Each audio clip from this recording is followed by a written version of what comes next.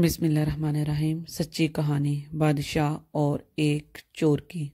ایک چور اور بادشاہ کی بیٹی تھی۔ بادشاہ کی ایک بیٹی تھی۔ کسی زمانے میں ایک چور تھا۔ وہ ایک بادشاہ کے محل میں چوری کرنے کے ارادے سے گیا۔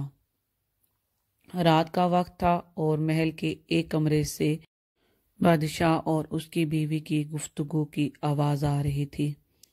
وہ کھڑے ہو کر سننے لگا۔ اگرچہ ایسا سننا غلط ہے، ناجائز ہے، غلط ہے، چوری ہے، لیکن چور تو چوری ہی کرنے آیا تھا، تو اسے سننے میں کیا چیز منع کرتی، کیا چیز ماننے ہوتی۔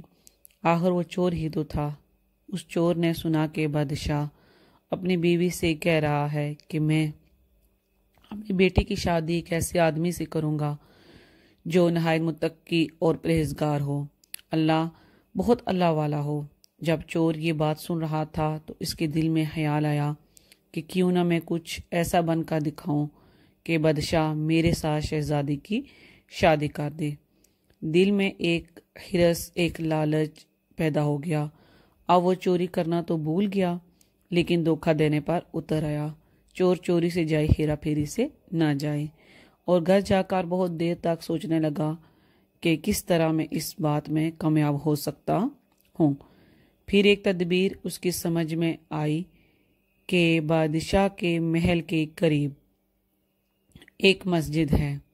میں اس میں جا کر بزرگانہ لباس پہن کر اور ان کی وضع و قطع اختیار کر کے وہاں دن رات عبادت میں مشغول ہو کر بیٹھ جاؤں تو شاید بادشاہ تک یہ بات ضرور پہنچے گی کہ کوئی آدمی یہاں ایسا متقی اور پرہیزگار ہے جو دن رات صرف اللہ کی عبادت میں مصروف ہے۔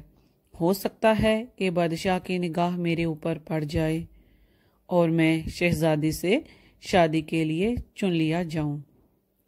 اس کے دل میں لالچ پیدا ہوا۔ یہ چور، اس کا یہ عمل انتہائی حقیر اور ذلیل تھا، صرف دنیاوی مقاصد کے لیے تھا جس کے لیے اس نے یہ ارادہ کیا۔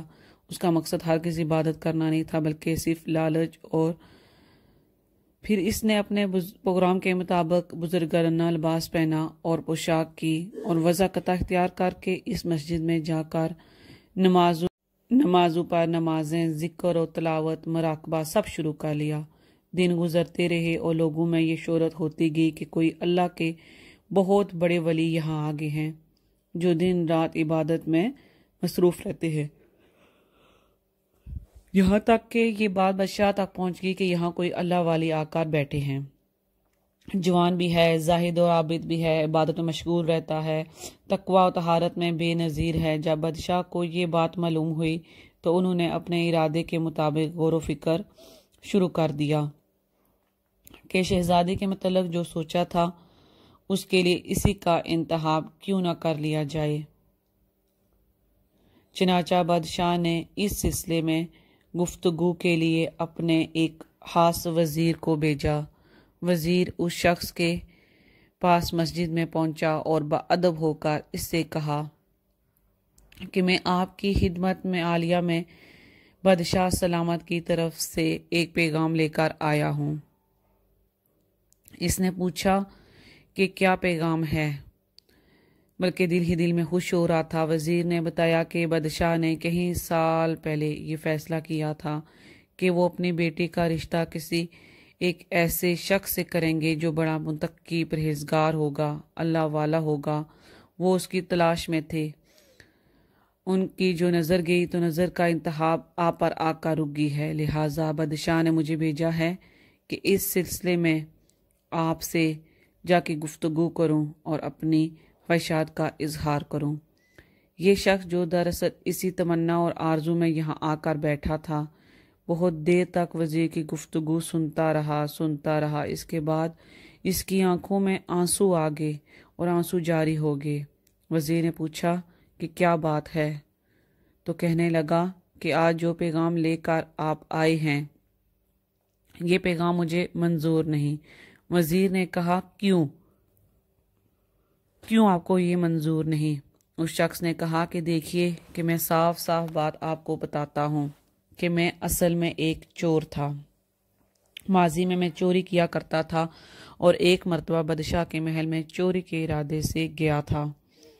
پھر جو کچھ بھی ہوا اس کو سنایا، اور اس کے بعد اس چور نے کہا کہ میں نے تو یہ وضع قطع اسی حرص کی وجہ سے، اسی لالچ کی وجہ سے اختیار کی تھی، لیکن میری اب دل کی دنیا ہی بدل گئی ہے۔ جب سے میں یہاں آ کر بیٹھا تو میرے خدا نے مجھے اپنا بنا لیا۔ اب بس اس کے بعد مجھے اور کسی کی ضرورت، میرے لیے میرا اللہ ہی کافی ہے۔ بے شک جب عبادت ہو جائے، نماز ہو جائے، ذکر ہو جائے، اور ہماری ذکر عبادتیں واقعی عبادتیں ہو جائے، تو بے شک یہ نمازیں اور یہ عبادتیں انسان کو برائیوں سے روک دیتی ہیں۔ اس لیے کوشش کریں کہ نماز باقاعدگی سے پڑھیں اور اللہ کا ذکر کریں۔